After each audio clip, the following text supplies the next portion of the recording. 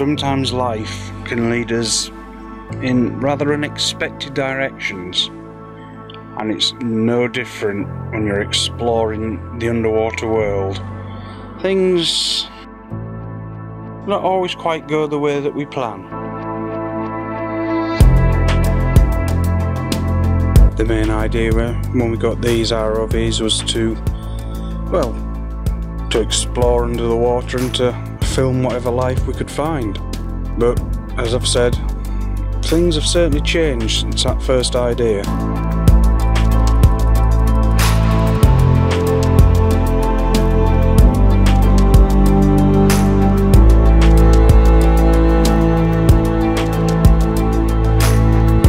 We've helped people find lost phones.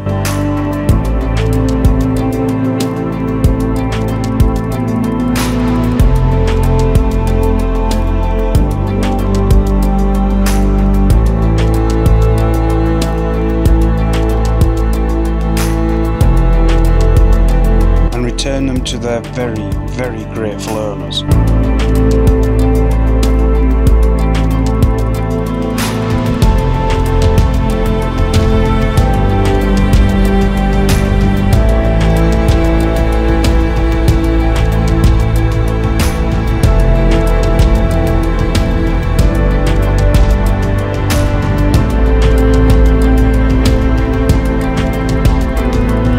Also found and removed countless cans, bottles and just general rubbish from the rivers and the canal.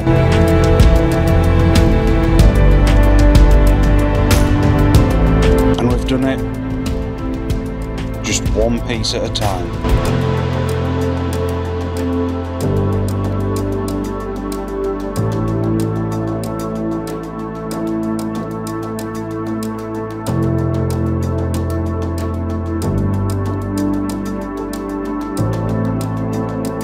If you can believe it, just from one small area about maybe 10 metres, we've removed over 50 bottles and there's still more down there to bring out.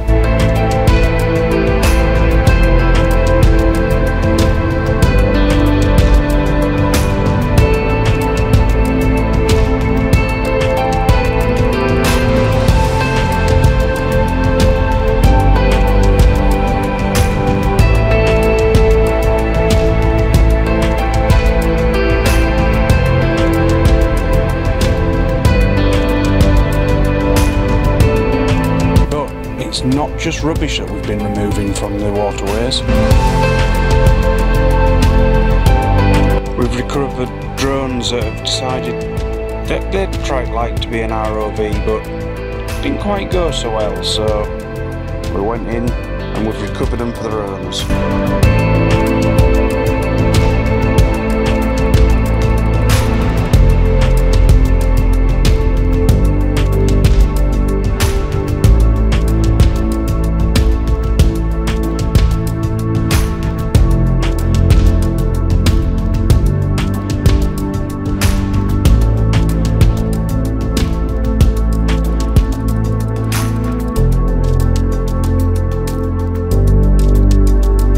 In fact, not one, but 2 down drones have been recovered.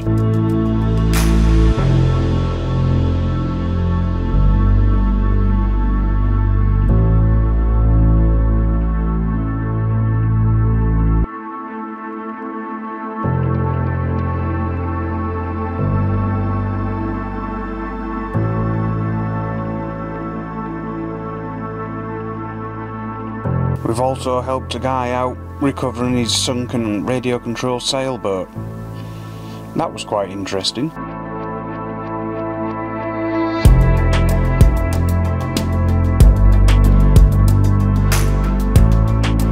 Yet at no point amongst all these little adventures that we've had so far have we ever stopped having our little hunt around the rivers to find life. And man, did we find life.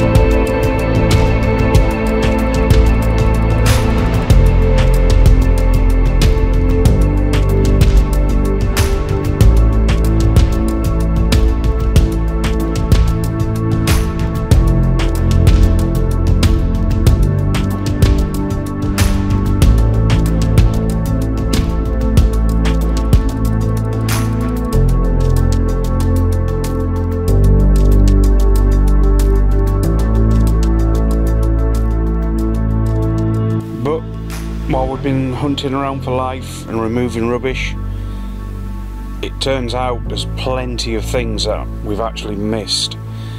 Going over old footage to get some videos put together, we found what appears to be some man-made artifacts that could be natural. Here's one, well, two, that just look out of place, and they are very much well worth further investigation.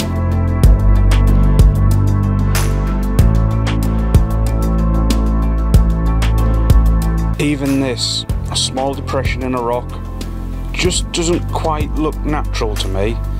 It could just be from river rock grinding when the river's in flood, but that stone to me doesn't look like bedrock.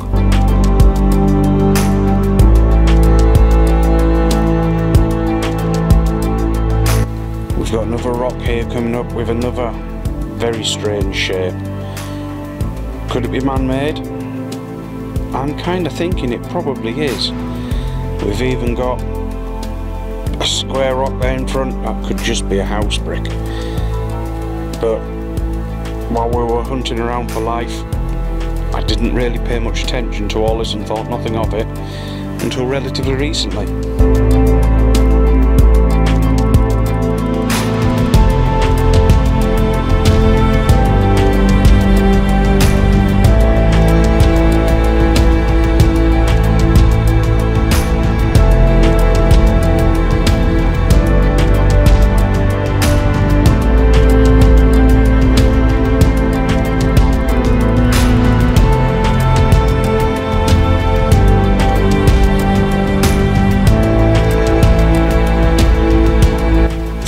Here you can just make out some shapes that, again, they don't quite look natural.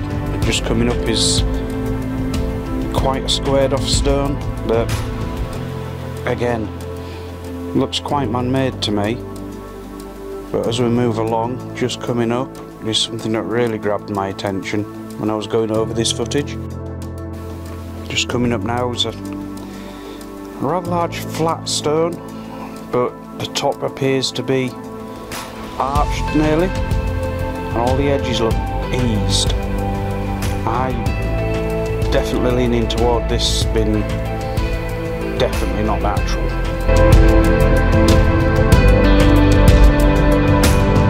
For me, it's something that's definitely going to need relocating and have a lot more investigation, and maybe even look at bringing it up to the surface.